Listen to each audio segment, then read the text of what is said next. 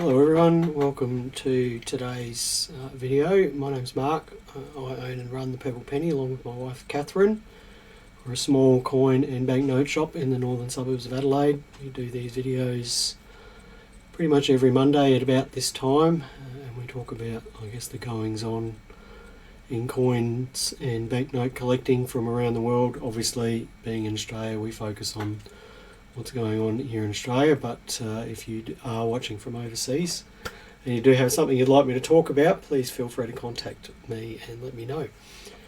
The shop last week was busy. We had a very busy last week. Of course, there was a mint release last week, the first mint release through authorised dealers for the year.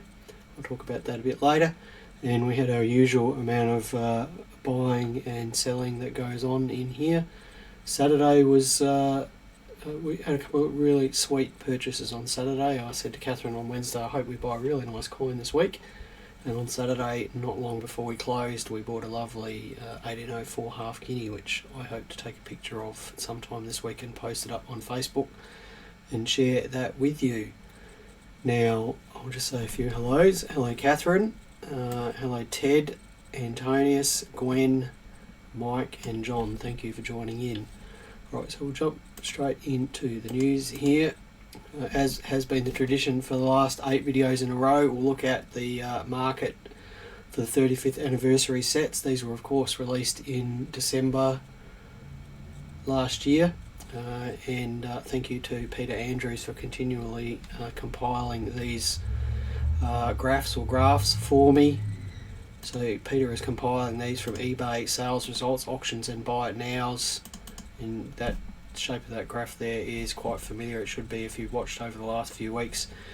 We can see there was a big price rise in the $2 set immediately after release. The release price was $230. For a few days there they were selling for double that, sometimes almost triple that.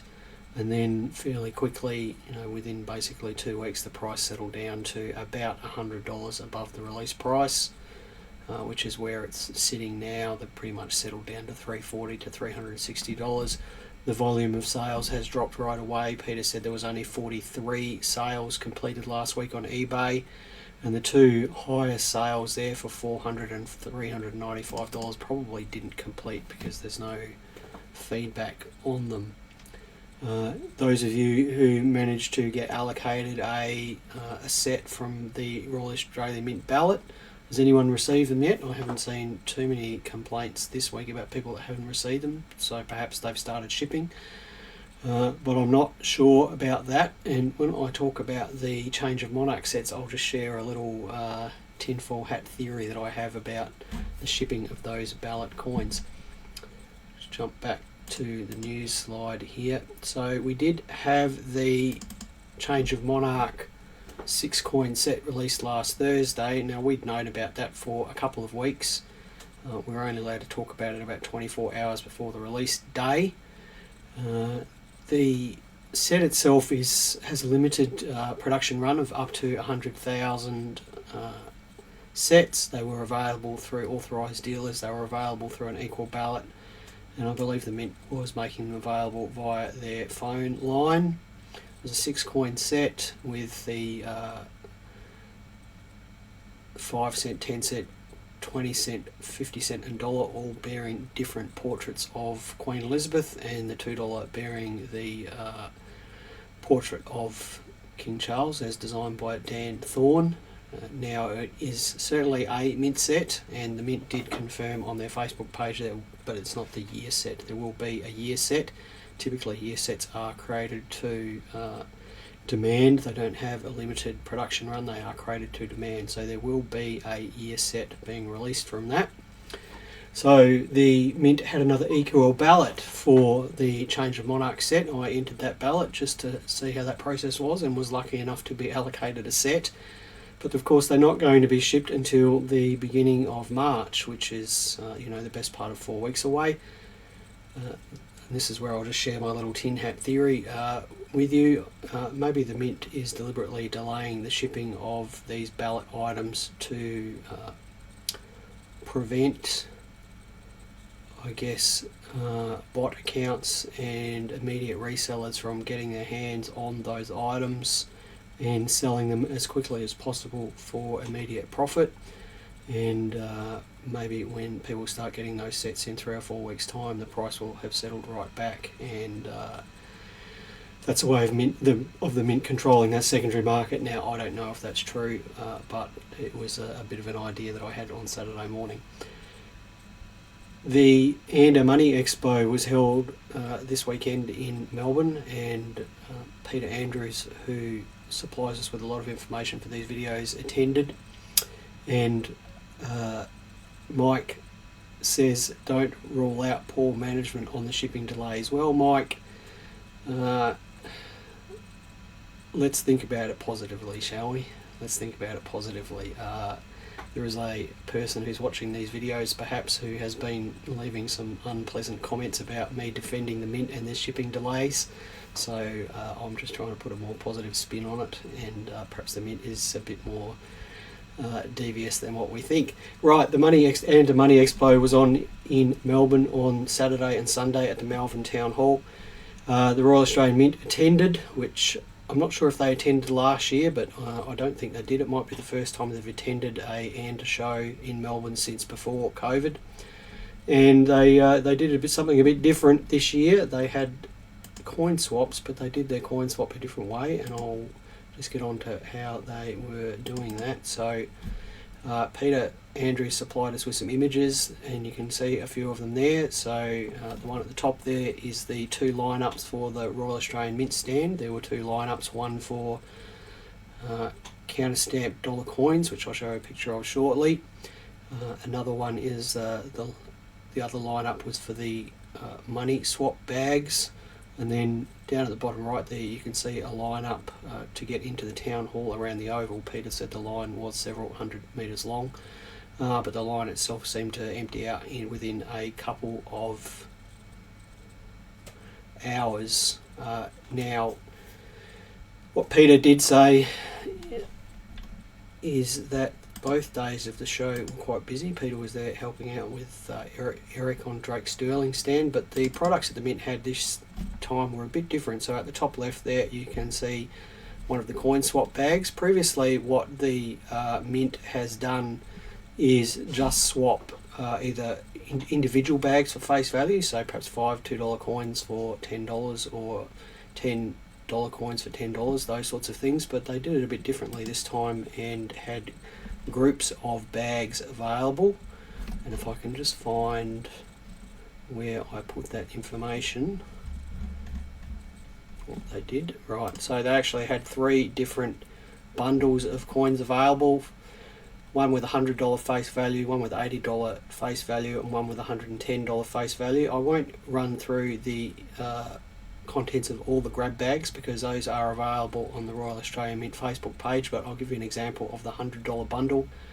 It included a bag of 20 King Charles 2023 dollars, a bag of 5 2022 Frontline Worker $2, a bag of 5 75th Anniversary of Peacekeeping $2, a bag of 5 Indigenous Military Service $2, a bag of 5 Ambulance Service $2, a bag of 5 End of World War II $2, a bag of Firefighter $2, a 10 coin $1 bag of Qantas Centenary dollars, and going back to 2019, so this is 5 years ago, they're releasing packets of coins that were minted 5 years ago, 5 $2 police remembrance coins in a bag. So that's what you got in the $100 bundle. There is 2 other bundles there, I won't read those out as well. Now you can see some of the other products there. So the counter stamp dollars are at the top right.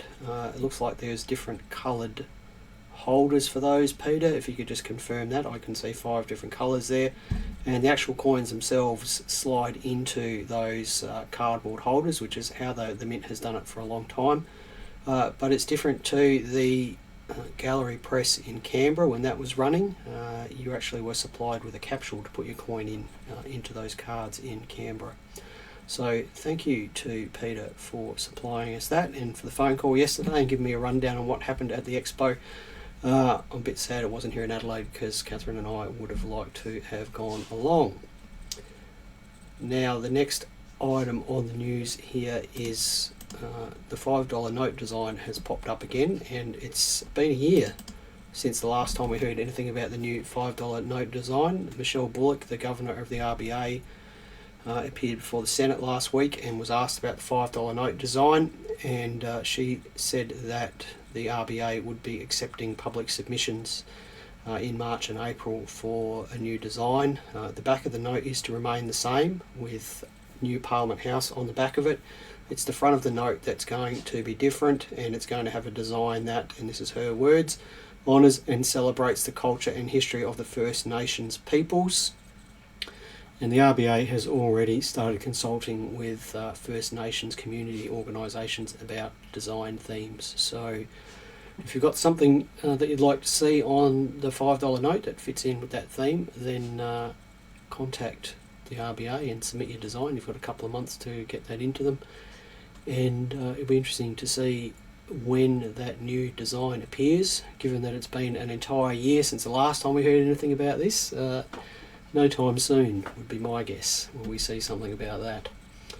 Thank you to video watcher Catherine Harris, who supplied me with this news story about the Paris Olympics medals.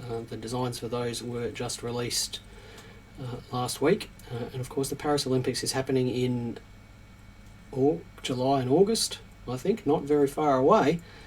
And the medals themselves have just been released, the designs for them. They were actually, for the first time in the history of the Olympics, designed by a jeweller. And what is really amazing about these is that each medal includes a hexagonal shaped core of iron, and the iron itself is from the Eiffel Tower, which is pretty cool. The Eiffel Tower, of course, is painted red. This iron has had the red coating removed, and it's been aged to restore a natural iron finish to it. So in the middle there you can see the reverse of the gold medal, and on the other side you can see there's a different design. The bronze medal and the silver medal there are just showing the obverse of the medal, and on the reverse there's another one of these iron hexagons. Each medal will have the sport, discipline and event engraved on the edge. The Olympic medals will be engraved in French because that is the official Olympic language. The Paralympic medals will be engraved in English because that is the official Paralympic language. The Paralympic medals are slightly different in that the words for Paris in 2024 are also included in Braille on the medals. Is the gold medal all gold? No, it's not. It only contains about 6 grams of gold, and the balance is iron and 925 silver. The silver medals are all 925 silver, and all medals are being struck by the Monnaie de Paris, and excuse my horrific pronunciation for that, but if there's a natural French speaker who wants to correct me, feel free. The Monnaie de Paris strikes all the French euro coins and medals and things like that, and they are using recycled bronze from the mint to strike the bronze medals.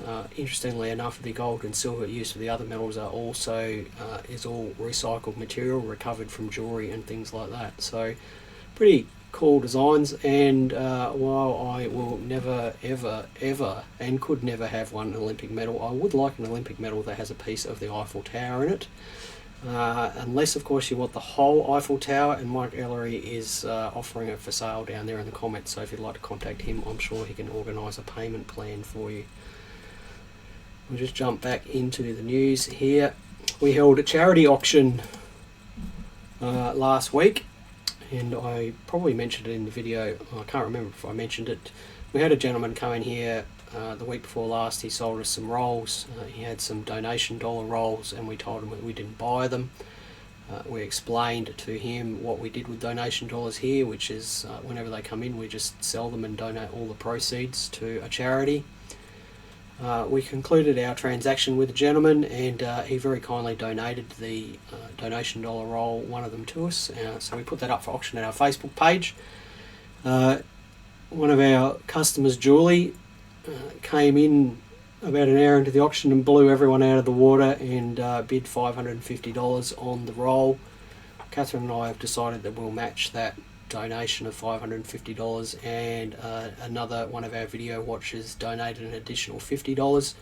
So we'll be donating $1,150 to See Differently with Royal Society for the Blind, and of course we help raise assistance dogs and guide dogs for that organisation, so we'll be donating that money to them as soon as possible. Thank you to Julie and the video watcher who donated that money to the charity auction. It was a great result. I did see 2 error coins pop up on Facebook last week. There was a 50-cent blank, a blank planchet, so a planchet that didn't get struck, and there was also a interestingly enough, another 50 cent, but it was struck on a 20 cent blank. Both of the people put those up on a couple of Facebook groups and asked for advice about them, and the people who commented on those posts should hang their head in shame. It was disgusting. Those people copped abuse. They got told they were trying to sell fake coins, and I would advise people who are new to collecting and new to errors to keep their fingers away from the keyboard and away from their phone when they're commenting on that sort of stuff. Both errors were real. They were obviously real, and the people in those groups who do know things said they were real, but of course they were yelled down, shouted down by the uneducated masses. And I would encourage all administrators of coin groups like that to strongly moderate those sorts of posts, because if that had been me and one of those coins was mine, I would have been devastated to get the reaction that I got from the people on those Facebook groups. What's the lesson?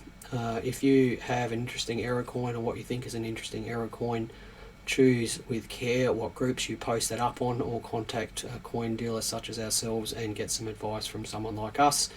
I will just say though, if you're going to do that, do come to us with an open mind. There's no point coming to us having already decided what it is that you've got and then getting upset with us when we tell you it's not what you think.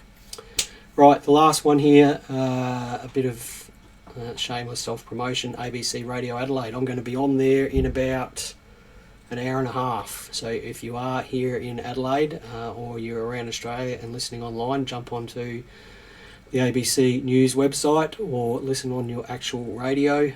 ABC Afternoons at about 1:45. I'll be talking on there about King Charles dollars. So please tune in and listen to that. Topic of the week is a customer of ours who bought some coins off us during the week sent me a great big long email about PCGS grading and various other things.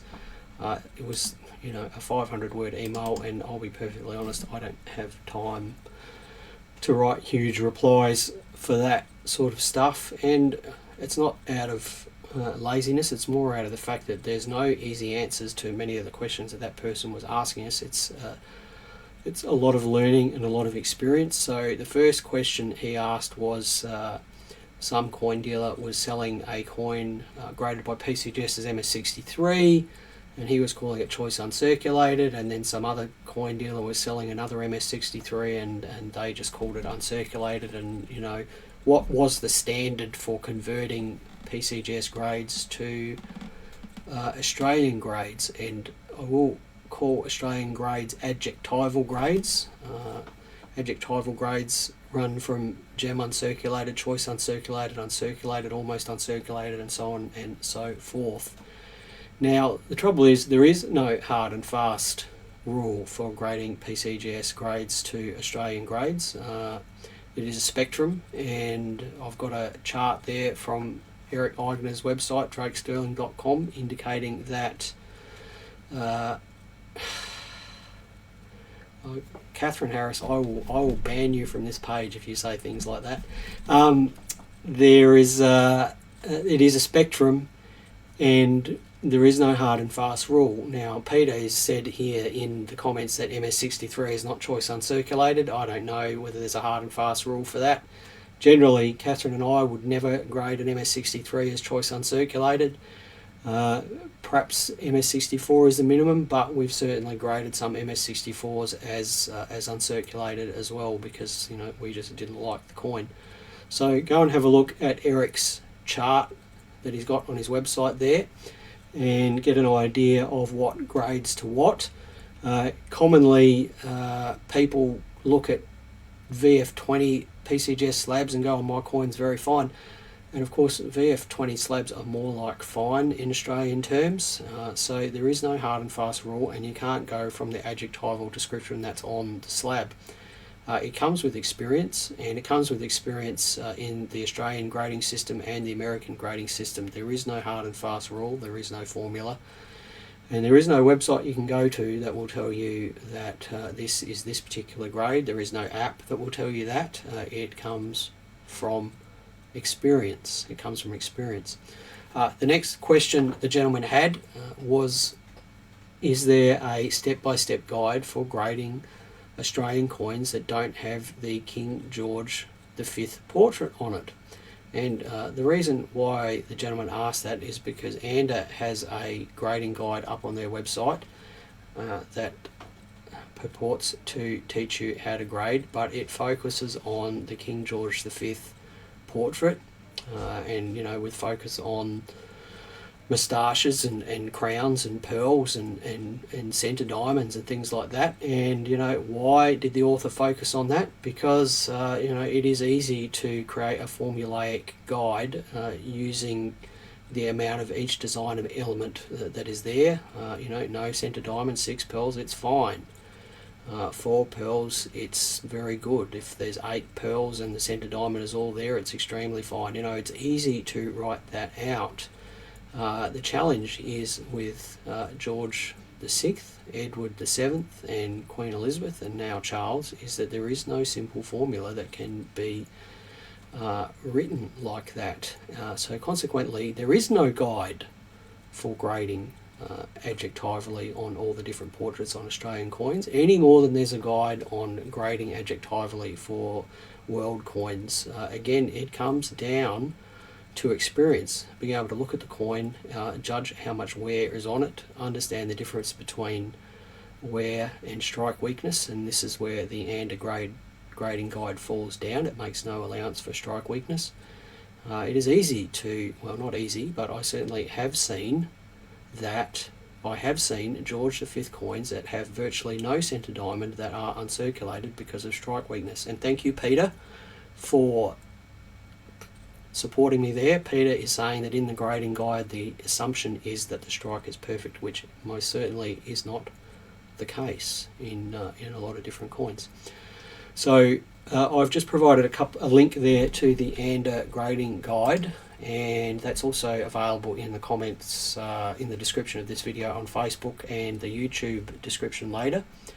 The same gentleman asked me for a guide, a similar step-by-step guide on PCGS grades, and again, there is no simple guide. If there was a simple guide that we could follow step by step, or an app that we could use, then you wouldn't need much know-how or experience to be able to grade coins. And of course, it's not that simple. PCGS have their own grading standards that they apply to arrive at their Sheldon grade for each coin. NGC have different standards that they apply. PCGS have their grading standards available on their website, and you can see it there. There's a link there, and again, that's available in the video description if you're watching on YouTube or Facebook. So go and have a read of that, and start learning and start looking at as many coins as possible. So we'll just jump on to the second slide for this sort of stuff.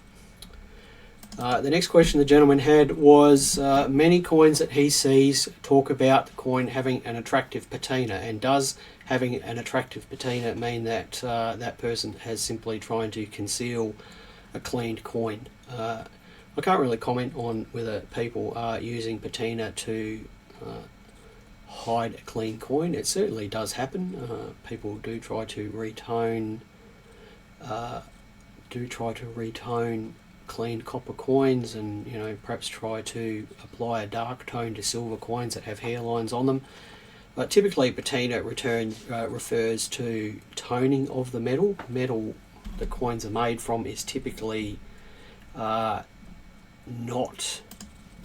chemically inert. Even gold can tone. So over time, the coins do react with contaminants in the atmosphere and on your fingers if you touch them, and as the holders that they're in gas out and things like that. And that will result in the surface of the metal changing in colour and appearance. Do third-party grading companies take that into account? Yes, absolutely. PCGS, for example, makes a distinction between natural patina and artificial toning. They will not generally apply a grade to a coin that is artificially toned. They, by their own admission, favour white coins with strong original luster, so that's untoned coins with strong original luster, but they have been known to give bonus grades for coins with attractive toning, but in my experience, say for British coins, because often British sterling silver coins have a characteristic gunmetal iridescent appearance to them, PCGS doesn't like that. They prefer strong underlying luster rather than sort of a dull toned gunmetal appearance with pretty colours, and they don't give them very high numbers. So they have their own standards that they apply with regards to patina, but there's no doubt patina can be artificially created and used to hide clean coins. How do you avoid that? Get to know what an artificial patina looks like, get to trust particular sellers, and know that certainly people like us, we always disclose cleaning on coins. If you go and have a look at our website for coins that aren't graded by PCGS, you'll notice that any problems are always noted in the title of the coin as well as in the description of the coin, and also alongside the grade of the coin in the listing. So if you get a coin from us and it's got a problem, it will have been there in the listing when you bought it. The next question the person asked was the relationship between Renix catalogue value and the grade of PCGS coins. Two things here. Renix catalogue values are for ungraded coins, raw coins, and Renix catalogue values are supplied to Renix by coin dealers, I believe, and they are prices that they would like to receive for coins of that particular grade. So you cannot look at Renix and derive a price for a graded coin. In fact, you can't really look anywhere and derive a price for a graded coin. And there is some thought amongst new collectors who are interested in grading coins that, once you've got a number on a coin, it's easy to price it, and that there's some chart or value chart that you can look up and price it, similar to sports cards and things like that. And the answer is that there is no easy way of pricing a graded coin. There's some resources there that we use when we're pricing graded coins. There's a website called NumisTip, which I believe is Walter Eigner's website, which has prices versus PCGS grade. There's auction results you can look up yourself, Downey's, IAG, Roxbury, Heritage. You can look on eBay. You can look for dealer sales, although that can be quite difficult to do. But at the end of the day, if you have a graded coin and you want to put a sales price on it, no one is going to tell you what that price is. There is no guide that will tell you what that price is. There's nowhere you can go and say that, my MS65 1944 S Florin is worth $145 and that's what you should sell it for. There's no real reputable grey sheet, which is a wholesale pricing guide out of the USA, that you can use to value your coins. So that's my last point there is, if you're going to get into the game of buying and selling coins, then you need to learn to be able to make your own decisions about pricing, about buying and pricing. Nothing irritates me more than seeing supposed experienced Facebook coin sellers, who don't pay GST and don't pay tax, but when they buy a collection, they've got the cheek to ask other people what they should be selling things for. If you're going to buy and sell coins, then you need to make your own decision and not expect to be able to crowdsource your answers in lieu of not being able to make your mind up. Right, that's it for today, I think. We'll just have a quick look back through the comments here to see if I've missed out on anything. Catherine says she doubts whether there's any wear on Charles portrait coins yet. No, I suspect that most 2023 Charles portrait dollars will go straight into a money box or a folder, and there will be many, many, many high grade ones available from now until the end of eternity. PCGS, Flaneur says PCGS has a great guide on Morgan dollars and a good learning tool. So thank you for that. Mike says there's a similar grading guide in Renix. Yes, there is for Commonwealth coins. I did see someone up here talking about Flaneur says the ruling monarch has a traditionally been on the front of our smaller circulating note. I'm going to contradict you there. That's not the case. So perhaps only on decimal notes, perhaps. On pre-decimal notes, for example, the last 10 shilling note had Matthew Flinders on it and the Queen wasn't on it. So I don't know how long that particular tradition is. Because I used to think that myself, Flaneur, and I corrected myself once I realised what was going on pre-decimal notes. Right, I think that's it for today. Thank you everyone for taking part. Susan says, is a pirate guide similar to Renix? No. The pirate guide is a book that really is targeted at people who are looking to collect out of circulation. It's a guide that gives you each coin that you can find in circulation, and then some minor varieties and things that you can find on circulation coins along with mintages, and it's like a checklist type book. I don't know if it contains a grading guide. I don't think it contains a valuation guide. It's a different book. So Susan, the next time you're in here, we do have a shop copy of that and you can have a look at it, and I'll be more than happy for you to look through it. That's it everyone. Thanks for watching. Stay safe, happy collecting, and don't overpay for those change of Monarch sets. If you're here in Adelaide, you can still come in and buy them over the counter here. We've still got some. Stay safe. Bye for now.